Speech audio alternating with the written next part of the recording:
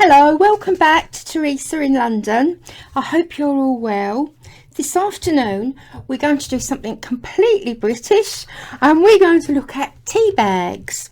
Now this example here, oh excuse me, my voice has gone funny, has been transformed from the humble empty tea bag which has been dried to this. Now these are very pretty and they can make mobiles and all sorts of wonderful things, which we'll probably talk about as we go along. But for the moment, this is what we're going to do. That's the back of the tea tag, and this back was mounted in a journal. I've taken it out of Little Beast journal for this, and as you can see, it has been set on a paper doily, which I've just eased it off for this demonstration. This is my mouse mat, and I'm sorry if you can see the dust and the grime on it, but it is overused, and I actually use this sometimes, this top bit, as a really nice pin cushion when I'm working, so it's got dual purpose. Anyway, the stitches we've used on here are very limited. They're very basic. Somewhere along here there is running stitch. If you can have a look, can you see the running stitch there? There's running stitch. There's the calico lace, a lovely piece of satinized embossed fabric, a piece of ordinary polyester fabric, and some tulle with a button secured with some hessian thread, and for a little bit of added interest, a piece of ribbon went right out of my mind then. And basically the same techniques on here, which is running stitch and applique, so, and a button on the background with on the back with a bead. So we'll crack on immediately. Because this is, I don't know if you're catching the colours, this is white and pale pink. It's very pale, it's very delicate looking, almost wedding-y, but I don't know if the camera is picking up the delicate colours. I hope so, but there's some sun streaming in the window, so I'm not complaining about that after all the rain we've had. So let's crack on anyway. So I'm going to put that to one side. Over there, I'll use the mouse mat soon for a pin cushion. Right, tea bags. Now you need to obviously empty the tea bags. You can use clean tea bags, just cut them and empty them. I just use my tea bags after I've used them for tea. Otherwise it's an awful waste of tea.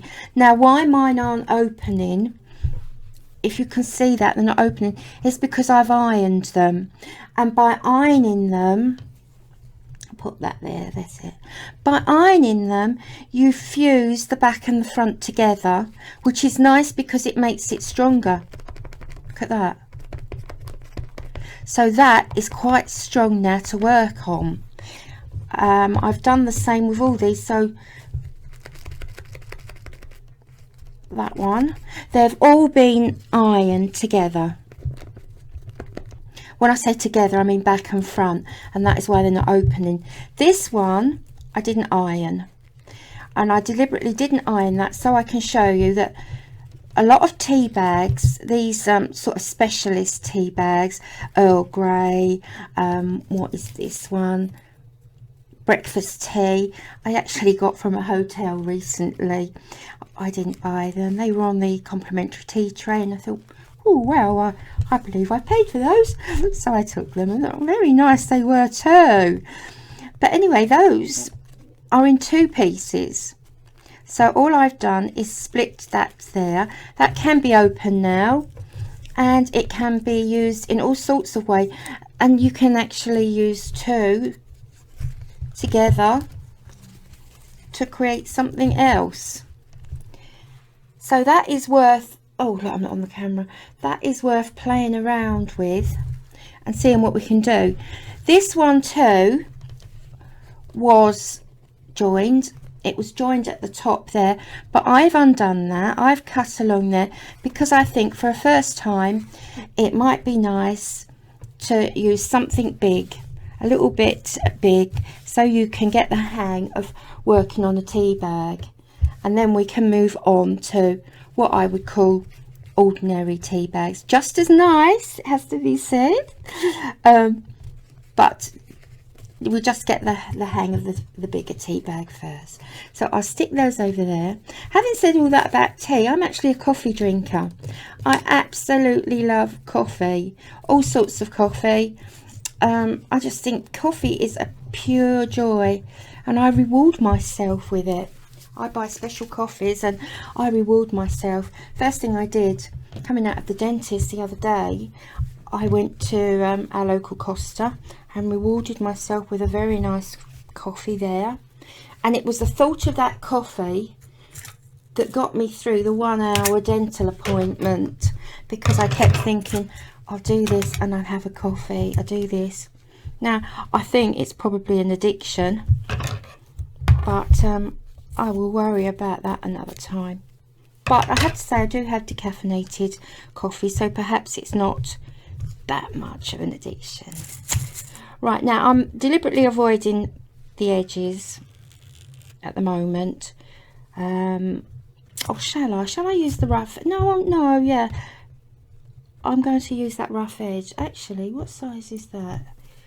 That looks as if it could be the real deal. Oh, hey, look at that. And I'm going to use that raw edge there. So now all these pieces that I'm using, or I will be using, are straight out of the rag bag, handful, but I have ironed them. I've moved the camera, so I'm going to have to keep looking to make sure that I'm in shot. Right, so I'm going to leave that there and place the tea bag on the calico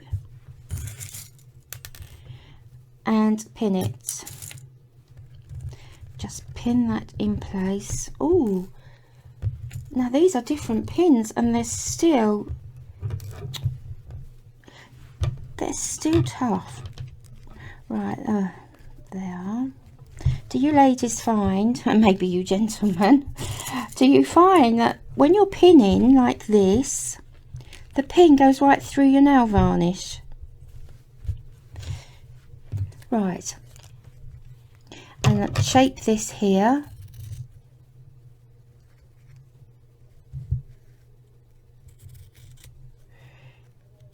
That's it. And now that tea bag is backed with the calico. So I'll just trim this to fit. We will probably mount this thing on card at the end to go in our journals. Right, these little pieces don't throw. They will come in very useful later on for a project that I have in mind. All these little pieces put to one side, no matter how small, any little bits of thread, pop in little bag. I've popped mine into one of the page sleeves, you know, the plastic page sleeves with the eyes, the holes along the side that you put sheets of A4 in. I've put all mine in there because I will be using them at some point in the future, and you'll need some, although you can always chop up some old fabric. Now from here we're going to cover that with a base fabric, and it's all for added strength. Now, as I said, I've taken these out of the rag bag, but I have ironed them. I do like this. Well, I like that. Let me have a look. Oh, look at that. That is an exact width. Let me just measure this if I can find the ruler, just to see how big it is. Right, this is, the tea bag is 4.5 centimetres by 12.5 centimetres. So that is what, just over is that about five inches long then, by 2 inches wide. That doesn't look 2 inches, does it? One by what, about 1 3/4. You might want to check those measurements though if you're working in centimeters. I'm bound to have got something wrong there. Right, so crack on. We want to find a base fabric now.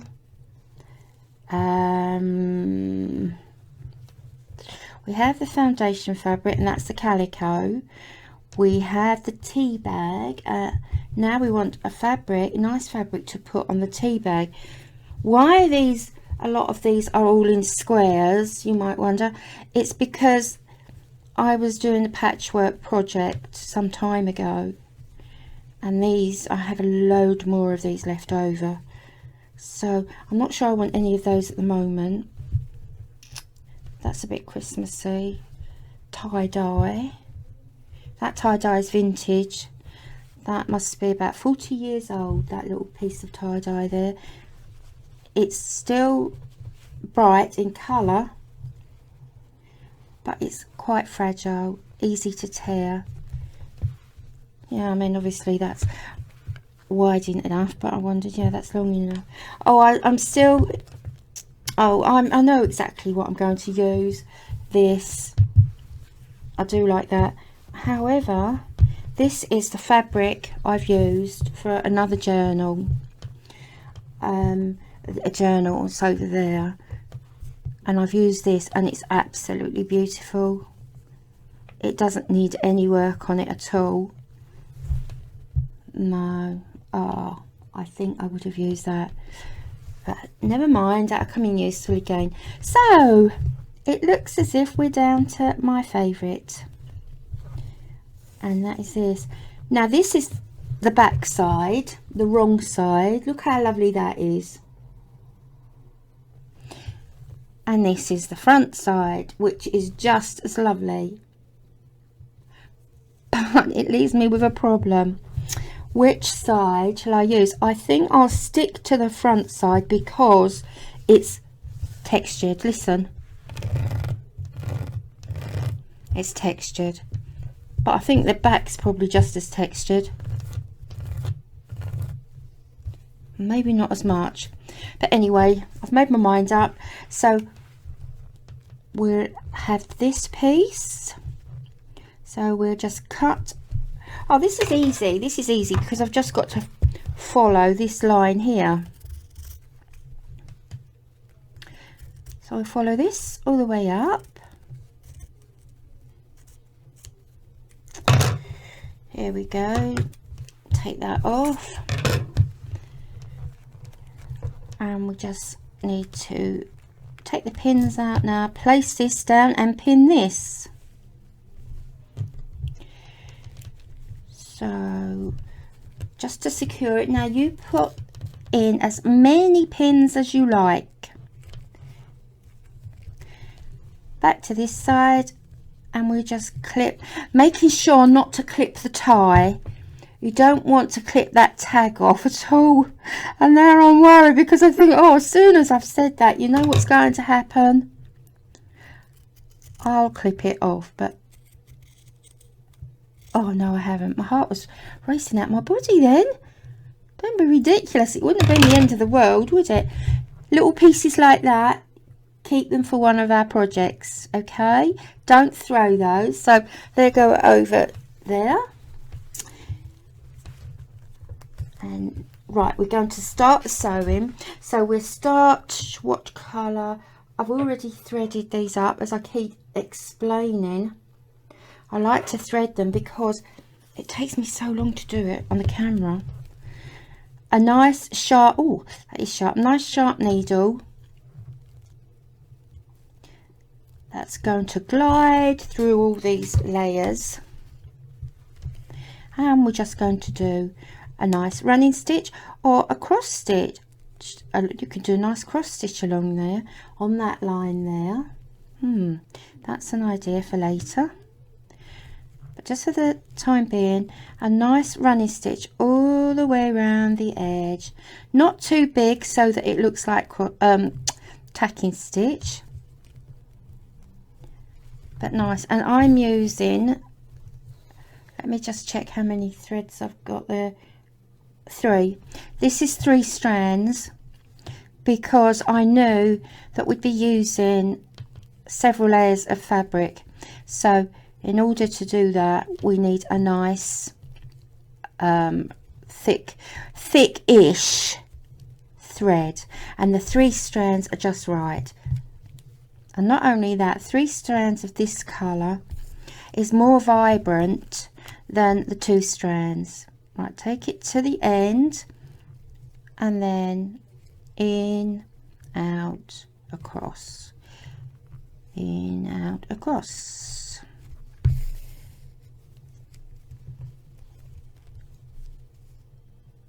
And as always, I knot it.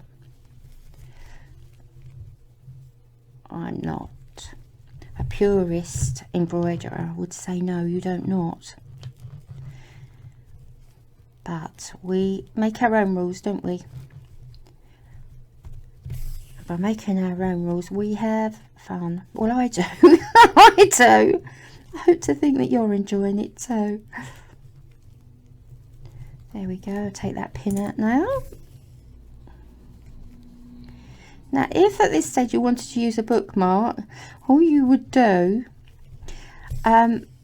is cut a piece of card slightly smaller than this shape and push it in there, and the card will stiffen it up. But I don't want to do that.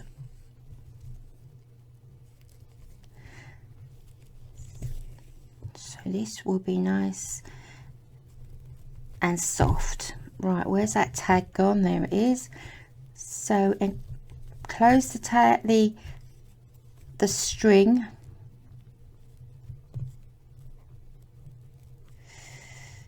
Oh, it's a bit thick there. I must have gone through one of those slub bits from the fabric. Ooh.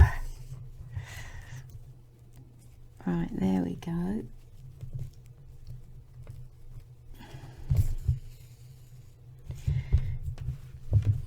And we're back where we started.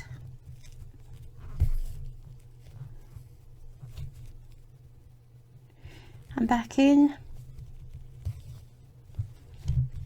pin out, and we're just going to finish off here with a little oversewn stitch and catch it. That's it, that's locked. That's lovely. Now can you see how this tea bag would have gone like that, but those edges would have been clipped as well, so that is how the tea bag would have looked, but we're not doing that. So oh, this fabric is going to fray madly. Look at that. Save those bits as well, they'll be very useful. So let's pick out something else. What shall we cover it with? What shall we use now? We could use some lace now. A little bit of lace up there. Oh, I'm not sure about that. I think that's too thick. Oh, what about that? Could use some of that. I've got a pile of stuff here. Oh, this is such a hard thing to do, just to choose. Right, so we've got beige, like a greeny gold colour, and brown. Let's see, greeny gold colour and brown. Right, that's goldish. A nice piece of hessian. I do love working with hessian. No, I don't know whether I've actually brought in enough pieces, bits and pieces.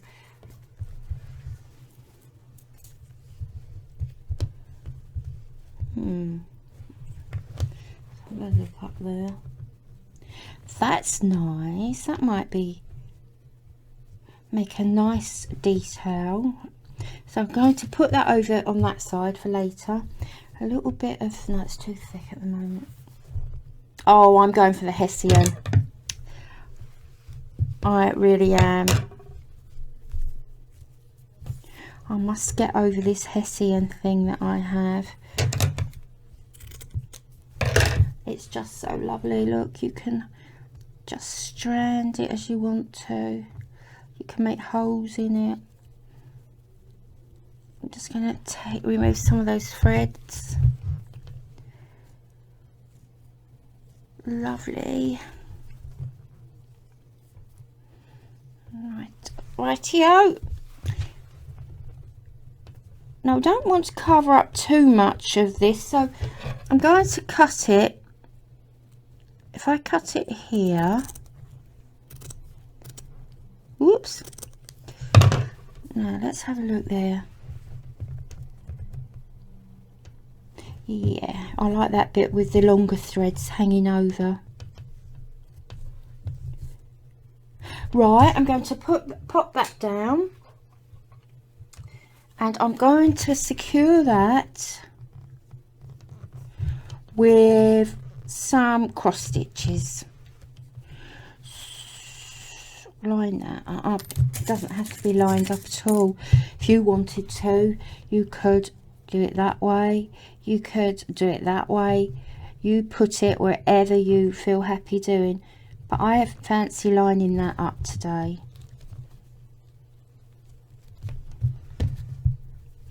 Okay, and as you know, I like to do my crosses one at a time. I'm so worried about that, oops, that tag, that I'm going to pull it off. Here we go. Right, so now you've done these on your practice pieces, in, across, let me see if I can get that on the camera, over,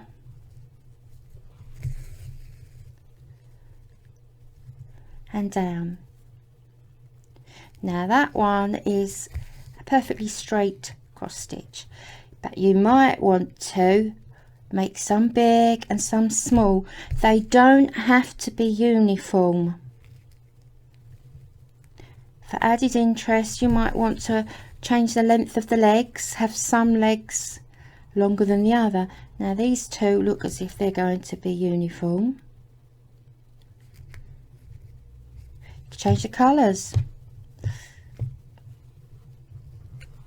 Right, I'm just going to pop that there so it's not waving about. And then I think here I might have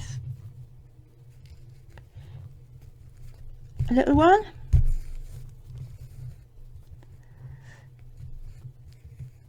There. And maybe a little one there.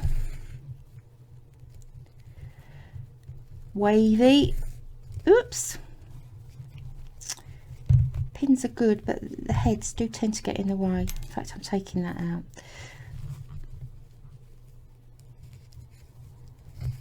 There. And then I might even be daring and have one great big one. There. This is a nice thing to do. It's a Saturday afternoon and it's very quiet out there. It's very quiet in the flats. There's no one around. I don't know if there's a sporting event on.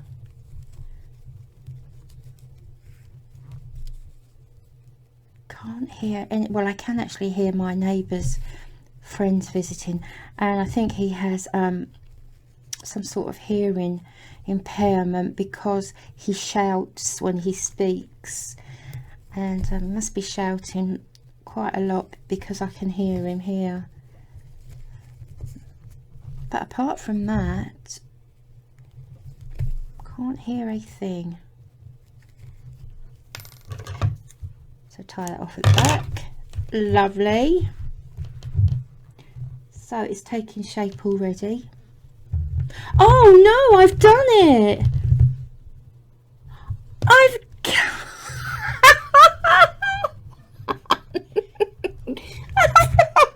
I've done what I was dreading. I've cut the tag off. Oh, I don't believe it. So have I got yeah, I've got another one there, a long one there. So not to worry, I will figure out what to do with that later. Oh, idiot woman. Oh, I was so worried about that. Oh well. There's a lesson to be learnt somewhere. Concentrate on what you're doing. So that goes there. That's what I get for congratulating myself, isn't it? Saying, oh, you know, it's looking good. Or did I think that I could put something down there? Let's have a look. This coffee dyed lace, I could put a little piece of that there. I know what I'm going to do. This is a nice piece of fabric as well. I'm going to fray that a little bit, and this is very frayable. Right, I won't say keep these pieces, I'll just whisper it. Make sure you don't throw them. So yes, I'm going to put that there. I was actually looking down here at this part, but I think I might pop that up there.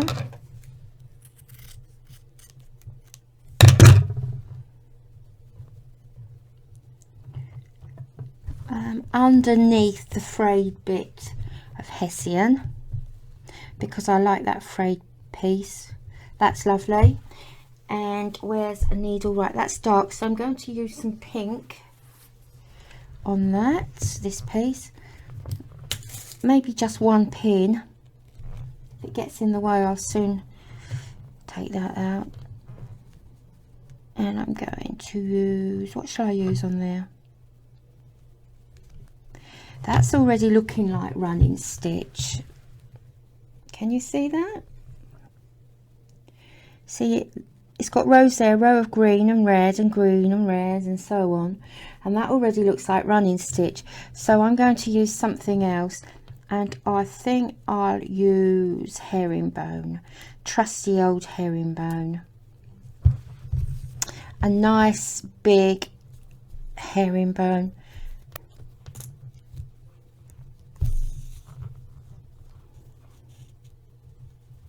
Which is actually now looking like cross stitch. So that's it, just a couple of herringbone stitches there.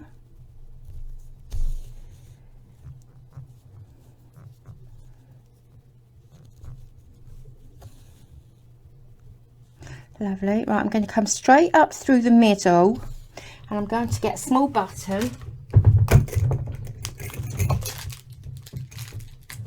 Oh, I know that's not small, but oh no, it's too big, isn't it? Let's just go for a small button. You see a red one, but there. Going to pop the red button there, but first I might pop some lace under that, just to make the red button stand out a bit. If I don't like it, I'll take it off. I'll make it smaller.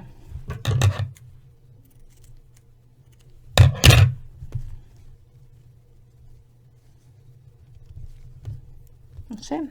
So take that through there.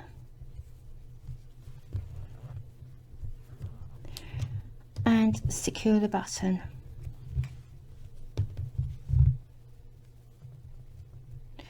So just a cross stitch from hole to hole, opposite hole, in, over to the opposite hole. Right, we don't want to over egg the pudding, it's not like we're going to wear it, so that will hold it. Knot it off at the back so it doesn't work loose, and then that is that. Now I'm going to use this coffee dyed lace. It will cover up the running stitch, but hey ho, that's how it goes.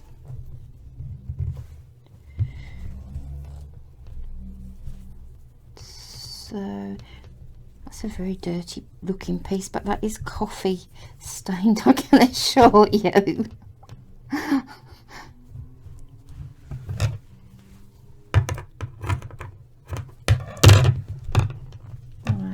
Be nice to see the gold thread there poking through. So I will do a running stitch on here. Oh, go through the hole. Oh, from the back and through the actual eye holes of the lace.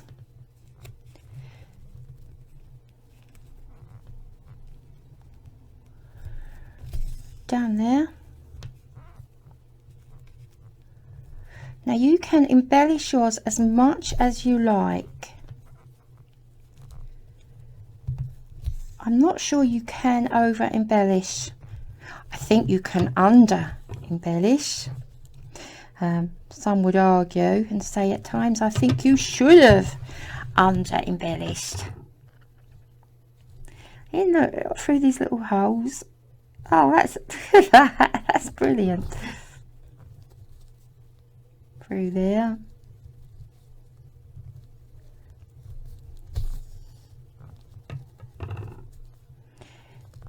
There. That's lovely. That will do nicely, thank you. And I'm going to, I've just seen this out of the corner of my eye. I was actually going to put something like ribbon along. Oh, actually, the ribbon, which would cover up the stitching that I've just done, but that wouldn't matter. Perhaps lift it with a bit of that colour. No, but I've just seen this. Perhaps just a little row. Oh yes, definitely. A little bit of bling on there.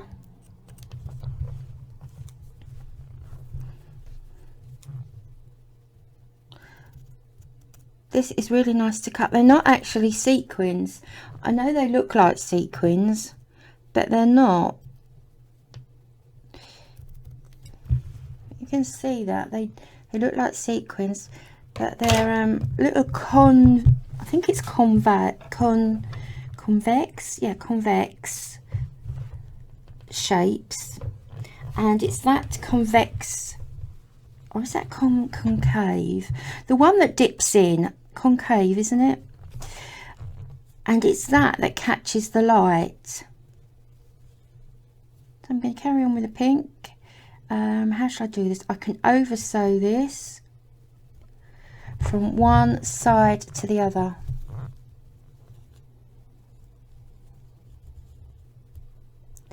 Now the little tag, after I've repaired it and put it back, will be made the same way. It will just be embellished with some stitching and some fabric and maybe a button. Yes, I'm feeling quite pleased with this. I feel it might need a little feather stitch down the center. I haven't used feather stitch, and I do think I need to use a feather stitch. Right, now if I can't thread this, where's my other glasses, because I might need those. Brilliant, they're not here. I thought I left them here. Oh, there they are. Right, let's just see if I can thread this. I should do, it's a big enough eye. Oh, wonderful. I'll snip that roughy bit off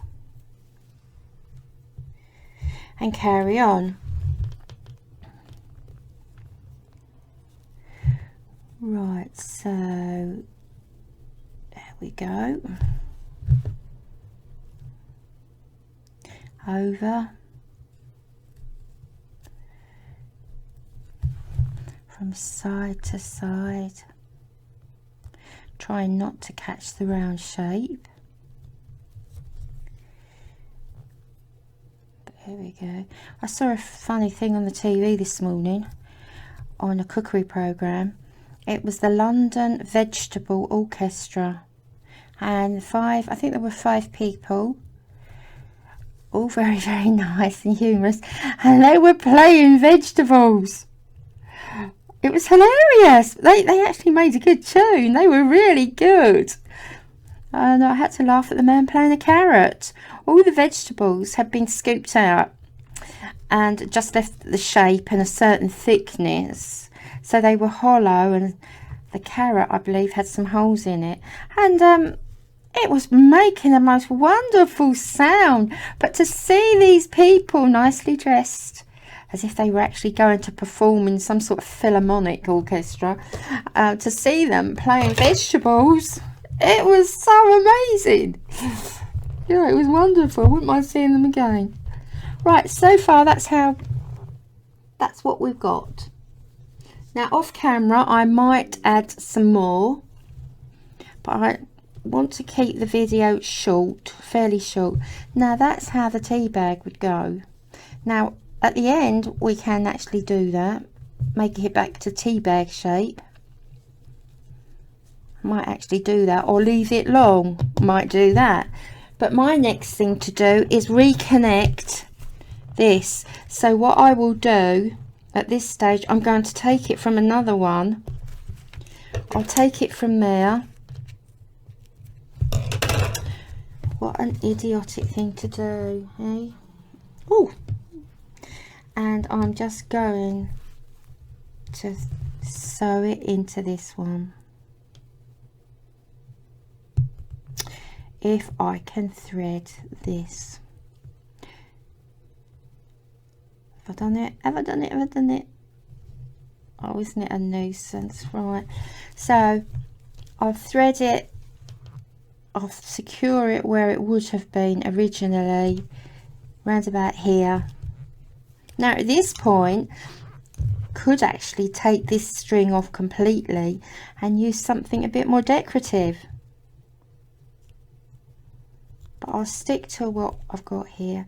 Right, and I'm going to knot that. Lovely, it's already knotted, but just going to secure it a little bit better just to make sure that doesn't work loose.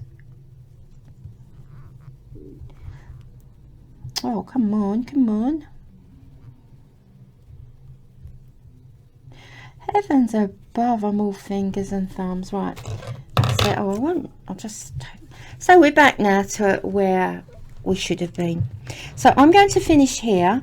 I'm going to carry on and I'll do the tag in the same way or a similar way. I will still put the calico on and cover it up, maybe put a button on there, and I'll carry on with this. Now the chances are I might actually fold that and over sew, but I'll get back to you shortly and I'll show you the finished piece and we'll go through what I did. So until then, have a lovely safe afternoon or morning or whatever time zone you're in. Take care and have fun. So bye bye.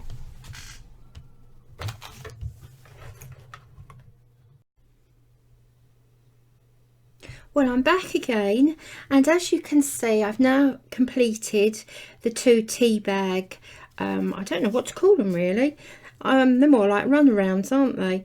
But anyway, they're now completed. This one I added some lace and button to there. I've added another button here and some lace, and along here I crossed the green cross stitches with another colour with orange. Then I added a few beads here for added interest.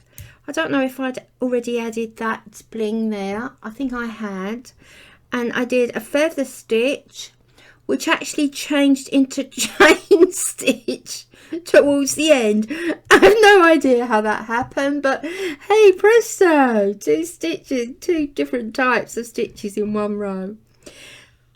I just put some ribbon there, folded it in half so I've got a bit of a tie, and added the beads The beads I've made, I already had those. They're actually for the journal, the edge of the journal. I've taken one out of that box, and they're mounted on pins, but they give a nice dangle. And the tag, I just I've actually glued that first bit of glue in the journal. I've glued that with some background fabric, that nice one with the red and the green, and some hessian. And so I don't think I'm going to be able to get that in the screen. So if I do it lengthwise, there you can see it lengthwise now. So that is that one, and it's nice jiggly. The back of it, I put a tea bag, another tea bag on the back, and I did a running stitch around the edge, because I think it's nice to have the back exposed like this with a tea bag, and it just reminds you, and it reminds other people, that this is actually a tea bag. So we will be mounting this in the journal, so it doesn't really matter what I put on the back, because I will be mounting that and securing it to a journal page. But I haven't done that yet because I wanted you to see the back. Now you've seen that, and I can attach that into the journal page. So push that one over there. This one, I did to this one what I said I would do to this one. I folded it in half like this, and I've sewn around the edges. Adding lace to either side, and in the middle there's like a whipped running stitch that's gone from one side to the other. I have two lines of running stitch, I should say, and then I've gone from one side over to the other line with a different colour thread, weaving in and out, and just as you can see, I've added a button and a lace there, and I've added a detail there, buttons there, so they're dangly. So this is a wooden button, and I've put a smaller button on it and secured it with, of course, the trusted hessian, just a strand of hessian thread, and I have done the same here. Now this bit I think is most interesting. I've left this here as a sign that this was a tea bag, but the thread, I did exactly the same to this thread as I did to this one, and I inadvertently chopped it off. So just as I was about to correct the mistake and resew it, I thought, I know what I'm going to do. While it's severed, I'll put some beads on it. So that is how the beads came about, and I am really pleased with that. It just adds something, and you can see how these could be used in a mobile. Let me see if I make this smaller, perhaps you might see them better there. You could see how this might be used in a mobile.